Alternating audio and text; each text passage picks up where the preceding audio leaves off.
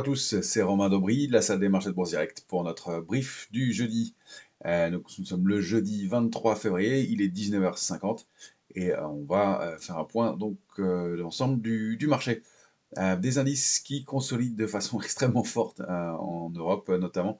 L'indice CAC 40 a dû consolider au mieux de un peu plus de 2% entre ses points hauts et ses points bas sur un d'écart sur 4 séances, enfin 5 séances si on inclut le point haut. Donc 4 séances de baisse et l'indice est reparti à la hausse. Alors pas très fortement, mais toujours dopé, porté par des publications d'entreprises qui sont effectivement bonnes et qui surprennent. On a eu notamment Stellantis hier qui a publié un résultat record historique pour la société. Et elle était en retard, assez entourée. Elle faisait un consensus fort d'ailleurs auprès des gérants, avec un PER qui était très bas.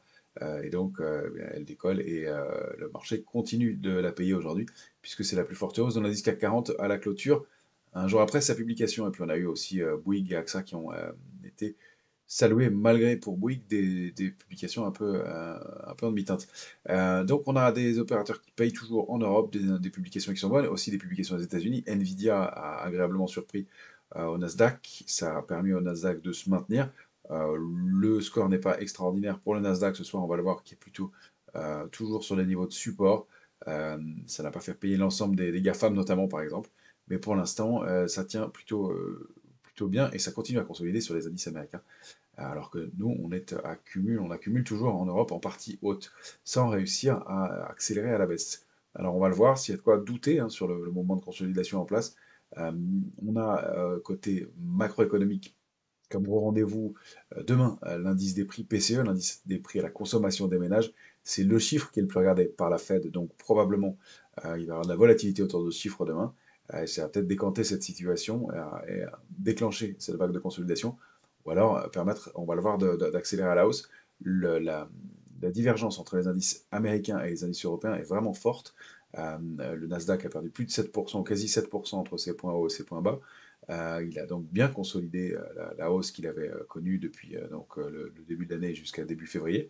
Le S&P, c'est la même chose. En revanche, à Paris, on n'a pas eu de consolidation à proprement parler. Alors, on peut se demander si effectivement on va réussir à consolider.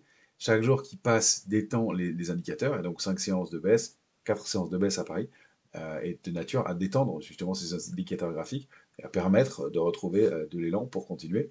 Et pour l'instant, la structure de retournement en vague de Wolf est toujours validée. On va voir qu'on est allé tester les niveaux, vraiment les bornes qu'on avait fixées comme signaux de retournement. On a débordé celle d'intraday et puis on a testé les niveaux d'invalidation. Mais pour l'instant, ça reste toujours actif et valable.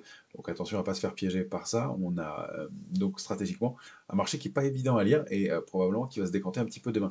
La semaine prochaine, on va avoir quelques publications importantes aussi, puisqu'on aura dès lundi les commandes de biens durables aux États-Unis, évidemment, marqueur important de l'inflation toujours. Mardi, pardon, ce sera la confiance des consommateurs du Conference Board.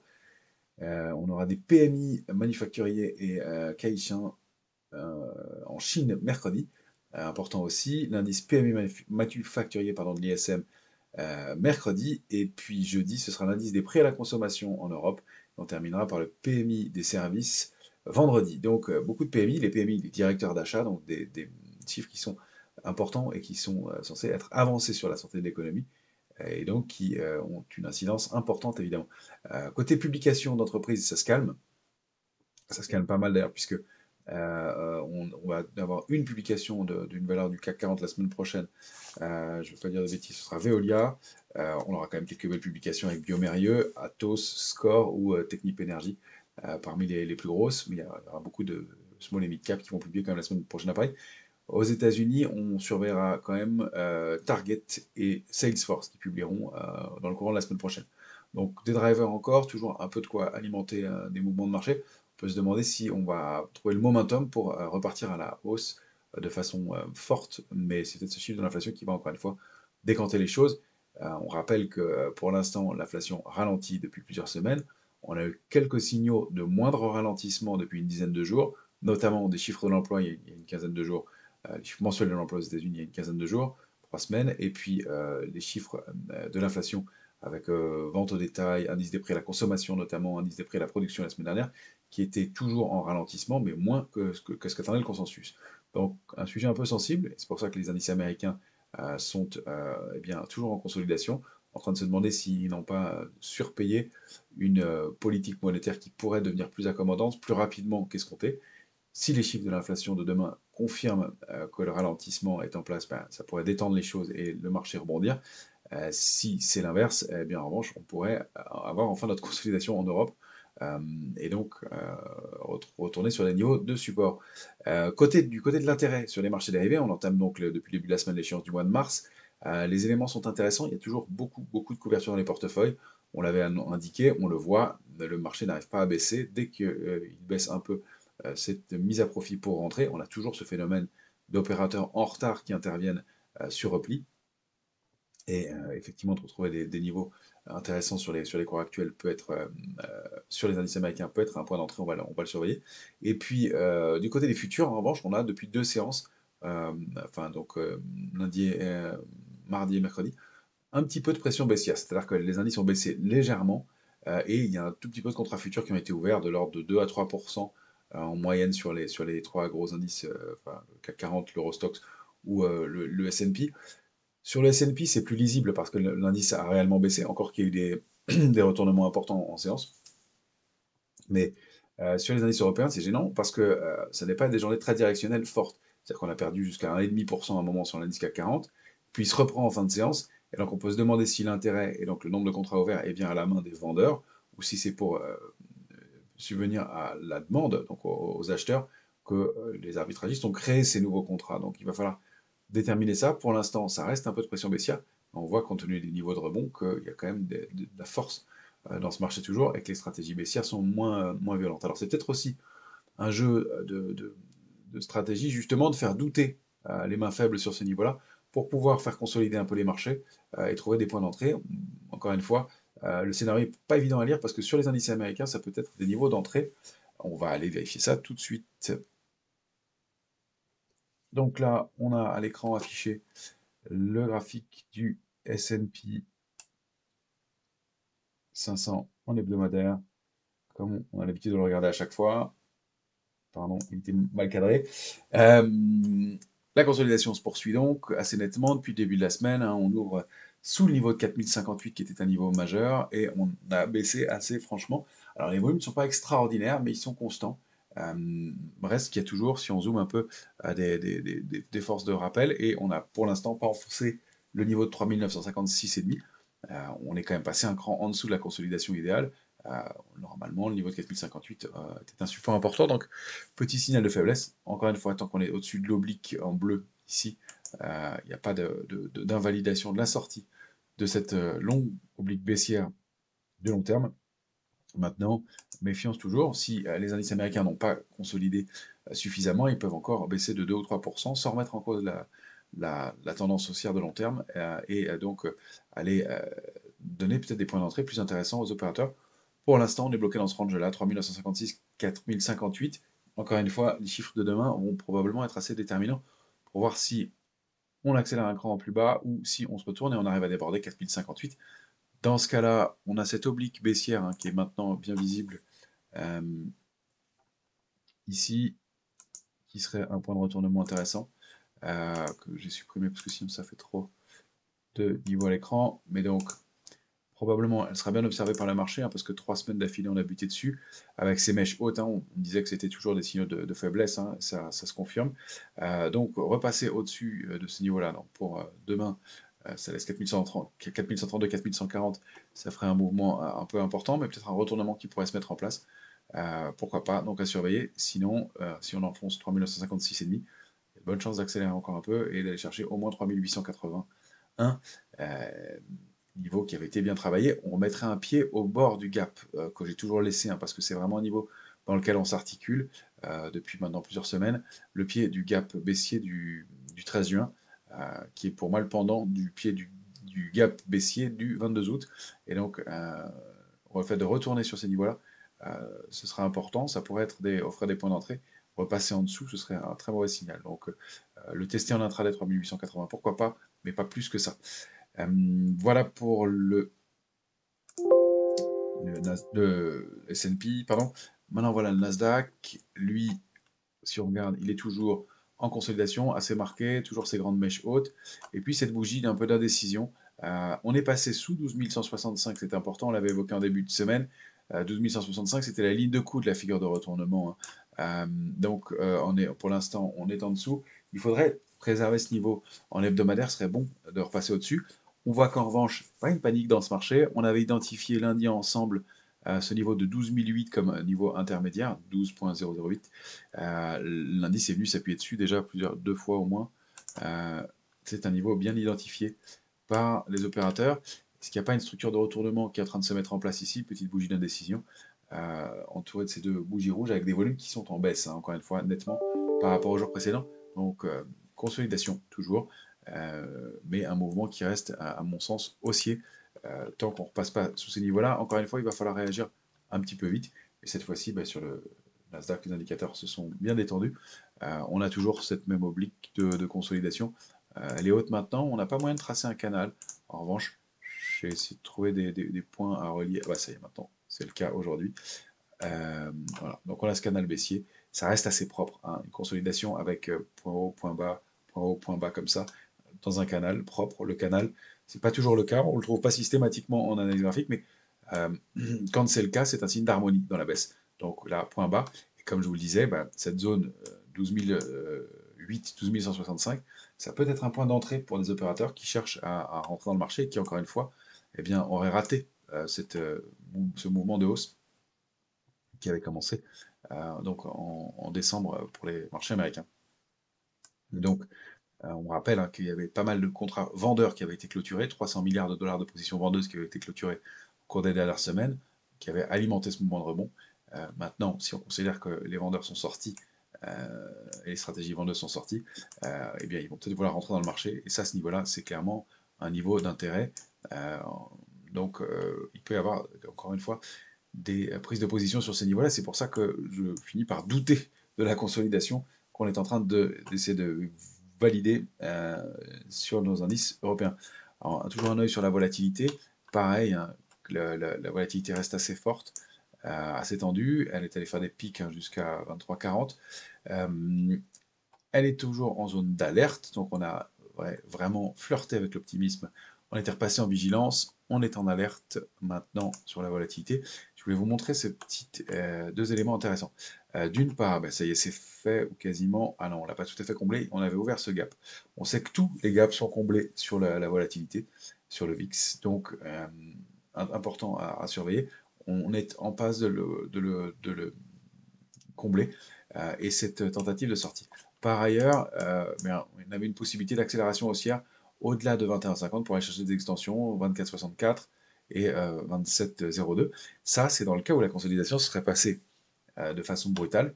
Pour l'instant, vous voyez, les opérateurs, alors que les indices consolident, la volatilité reste tendue, mais elle n'est pas montée au plafond. Donc, encore une fois, on est couvert, les portefeuilles sont couverts, surtout toujours sur les options sur actions américaines, et on a un indice qui reste assez tendu, qui a formé un gap, c'est intéressant, au même niveau que le gap d'août dernier, le pendant du gap baissier qu'on regarde depuis quelques temps, gap haussier, petit coup de tension, et des couvertures qui sont mises en place. Donc voilà, une symétrie, un niveau de support 21,50. Et donc si on passe à ce niveau-là, évidemment, ça pourrait se détendre, finir d'aller combler ce gap qui est resté ouvert en partie, donc au-delà de 21,16, pourrait indiquer un retour en zone de vigilance et une détente sur le marché. Si en revanche on passe au-delà des plus hauts de la veille, 22,20, etc., sur la volatilité, ça pourrait dire que on peut avoir un coup d'accélération baissière un peu plus marqué. Donc un marché qui se tend, qui se compresse probablement, et une sortie qui devrait être assez rapide dans les heures qui viennent, d'un côté ou de l'autre. Alors sur nos indices européens, si on regarde l'Eurostox en journalier, on est toujours pile dans notre trading range, hein, 4188, je vais zoomer qu'on le voit mieux. Hop. Voilà, toujours dans notre trading range qui a bien fonctionné.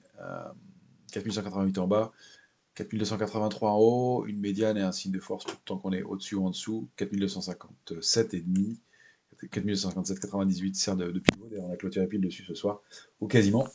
Rejet, encore une fois, contre ce niveau-là. Donc vous voyez, la consolidation est toujours en place, avec ces bougies d'indécision, ces marteaux en haut de marché plusieurs fois. Donc toujours des forces de rappel, mais là, petite étoile filante. Alors, elle devrait être en haut de marché, elle n'est pas parfaite, mais on voit qu'il y a pas mal de volatilité et que des mèches de chaque côté. Pour une fois, la mèche, elle est du côté des vendeurs. Donc toujours un peu de prudence avant ces publications de demain.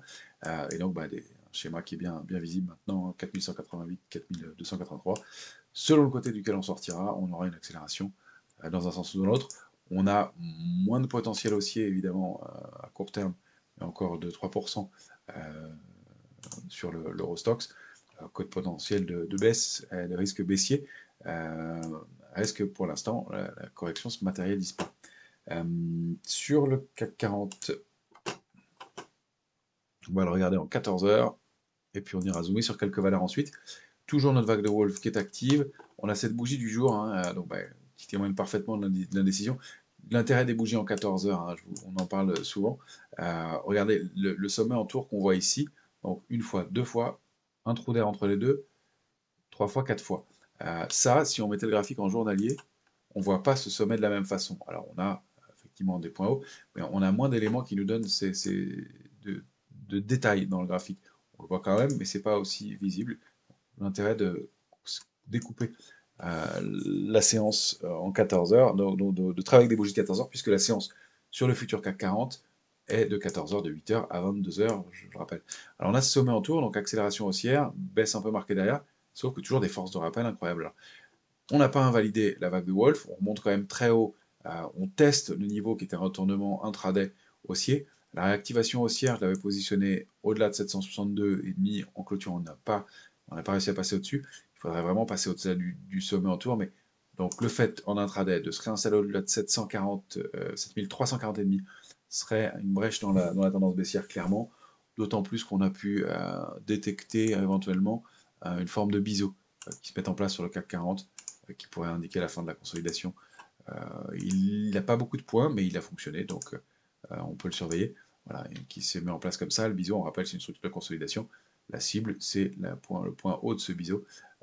Donc on pourrait retourner voir ces points hauts. Si on retourne voir ces points hauts là, on va invalider probablement la structure de retournement et donc mettre fin à la consolidation. Si en revanche on repasse sous, alors on a plein d'intermédiaires, mais 309,5 serait un premier niveau d'alerte important. Après, on a ces niveaux-là qui sont intermédiaires, dans lesquels il y a des forces de rappel, mais c'est 249,5. Si on repasse sous 249,5, ça veut dire qu'on rompt le niveau sur lequel on a eu des forces de rappel plusieurs fois depuis maintenant une dizaine de jours, enfin depuis la fin de semaine dernière, depuis l'échéance des marchés dérivés. Et vous voyez que le marché n'est pas très lisible, encore une fois, les opérateurs sont un peu dans le doute, correction toujours en cours, consolidation toujours en cours, mais des grandes mèches et un petit corps vraiment en haut de marché, ça traduit vraiment l'incertitude. Pour l'instant, ça reste à la faveur des vendeurs, mais prudence sur les contre-pieds, comme on l'a vu, avec des indices américains susceptibles de se retourner. Je voulais vous proposer d'analyser trois valeurs.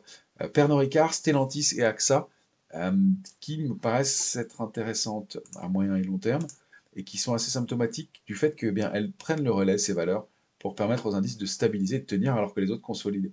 On va commencer par Pernod Ricard, ici, que je vais vous proposer en hebdomadaire.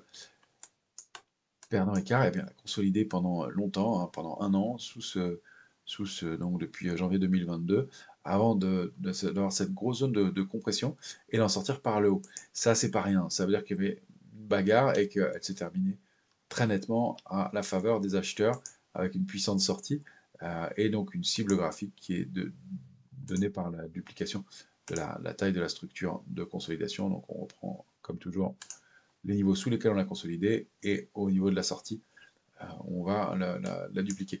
On a aussi un canal haussier, signe toujours d'harmonie, hein, avec 1, 2, 3, 4 points bas, bien marqués, 5 même. Et en haut, ça fonctionne assez bien avec ces niveaux-là, même si ce n'est pas parfait, mais niveau de clôture, la mèche et presque la clôture, on est peut-être en train de le déborder. Donc une valeur qui donne des signaux intéressants. En journalier, euh, non, j'avais pas beaucoup d'autres éléments à donner. On est sorti avec un gap haussier, peut-être de rupture avec l'ancienne tendance. Et pour l'instant, le titre monte, continue à monter et avec du volume et des volumes nettement supérieurs dans les séquences de hausse. Donc un mouvement intéressant et encore du potentiel à la hausse pour Pernod, qui donc pourrait bien faire partie des valeurs qui tirent l'indice dans les jours ou dans les semaines qui viennent. Évidemment, c'était intéressant de parler de Stellantis, qui était la valeur fétiche, hein. Tous les gérants avaient remarqué que une boîte bien gérée, qui avait euh, du, du, du potentiel et un PER de 2, euh, eh bien, donnait probablement avait encore de la place. Et c'est intéressant de remarquer que les secteurs, et je fais une petite parenthèse, les secteurs qui étaient les plus forts depuis plusieurs semaines, l'automobile et la banque, donc sont les deux secteurs qui surperforment dans les CAC 40. On a d'ailleurs, pour information cette semaine, le secteur des médias qui surperforme un petit peu aussi, mais pas d'autres logiques sectorielles. Les valeurs se relayent les unes les autres et il n'y a pas de secteur très fort. Et ces secteurs-là sont, dans une étude qui a été publiée cette semaine intéressante, des secteurs qui sont sous leur niveau de valorisation et de cherté, de PER moyen. Donc elles ont encore, même si elles ont pas mal performé, à rattraper. Ça peut faire partie des secteurs forts, encore une fois, comme on pense, dans les semaines ou dans les mois qui viennent. Donc c'est pas parce qu'elles ont beaucoup progressé qu'elles sont chères. C'est loin d'être le cas pour ces deux secteurs-là. Encore une fois, petit élément intéressant. Donc eh bien voilà, Peugeot, Stellantis, elle a enfin débordé son niveau de 15-14 puissamment avec des volumes en très nette hausse. Les résultats ont été salués. La cible légitime, ben, c'est toujours la même chose, c'est la duplication de la zone de congestion avec donc des peut-être top nouveaux sommets historiques à atteindre. Alors on a des niveaux intermédiaires, hein, je ne les ai pas tous tracés pour pas alourdir les graphiques, c'est plutôt dans une idée d'investisseur de moyen long terme, mais ce niveau-là probablement de 17-22 sera observé les opérateurs, marquera peut-être une pause dans la tendance. Et d'ailleurs, on s'en est approché aujourd'hui avec un petit peu de reflux en fin de séance, mais globalement, ça reste fort et c'est un mouvement important qui s'est mis en place. Pas mal de traits d'essai sur la valeur. Voilà, donc on a des niveaux intermédiaires, mais toujours un mouvement haussier intéressant. Et encore une fois, ça pourrait faire partie des valeurs qui vont prendre le relais par rapport à d'autres qui ont déjà pas mal performé euh, et qui sortent donc de zones de congestion depuis quelques semaines maintenant. On en avait parlé il y a quelques temps, on l'avait recommandé d'ailleurs aussi. Donc j'espère que vous en avez profité. Et puis une dernière, c'est AXA. AXA, pareil, elle a fait partie des valeurs fortes très nettement depuis plusieurs mois, hein, depuis maintenant, euh, on peut dire depuis 2000, depuis bien, octobre 2020, donc ça fait plus longtemps que ça. Elle fait partie des valeurs fortes. Ça a été le secteur fort et elle a donc fonctionné dans une pareille zone de congestion, sous un niveau de congestion. Elle l'a débordé, elle a fait un throwback assez parfait dessus et elle continue à repartir à la hausse. Alors, juste un petit bémol, c'est là où on a toujours des doutes dans ce marché. La cible graphique idéale, ce serait donc 31-36, pardon, mais je vois que mes cibles sont petites. Je vous l'affiche en plus gros. Voilà. 31-36, et ça c'est 27-34, si vous n'arrivez pas à le lire correctement. Niveau intermédiaire important. Pas afficher tous les autres, mais au moins que vous ayez cela correctement. Voilà. Donc des niveaux majeurs. Un mouvement haussier, simplement. On a ces mèches hautes qui sont quand même un peu marquées, donc ça c'est important. Des bougies d'indécision. Une publication qui a été bien accueillie, qui est montée et avec du volume. En revanche, on a cette structure d'élargissement, triangle ou triangle inversé. En haut de marché, ça appelle toujours à la prudence. Alors elle est toute petite, donc c'est pas très très alarmant, mais ça revient en revanche au chapitre d'une possible consolidation sur le reste du marché, avec un titre qui est fort, même si pour l'instant il a été payé, mais elle est assez propre pour la remarquer. Et ça, c'est un signe de désorientation, structure d'élargissement. C'est-à-dire qu'on paye un peu dans tous les sens, et en général, ce sont les mains fortes qui vendent un peu, et les mains faibles qui repayent, et donc ça crée ces mouvements un peu désordonnés, même si on y trouve une harmonie, puisque les obliques sont bien visibles, ça donne des mouvements un peu désordonnés, et ça se termine en général par un mouvement de baisse. Donc prudence, même si elle est petite, elle peut donner une petite consolidation un peu marquée, pourquoi pas retourner chercher la ligne de coup de la figure précédente. Donc peut-être pas un point d'entrée idéal pour AXA, mais pour un investisseur de moyen ou long terme, il y a encore un peu de potentiel. Donc selon son profil, on peut décider de rester ou pas. Voilà les éléments que je voulais vous donner pour cette fin de semaine. Donc, vous l'avez compris, les chiffres de l'inflation demain, ça va être le marqueur important. Encore de la macro la semaine prochaine.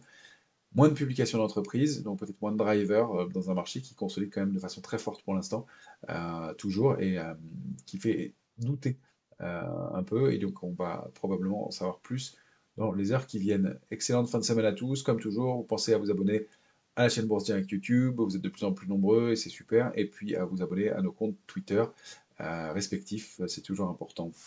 Merci, bonne fin de semaine.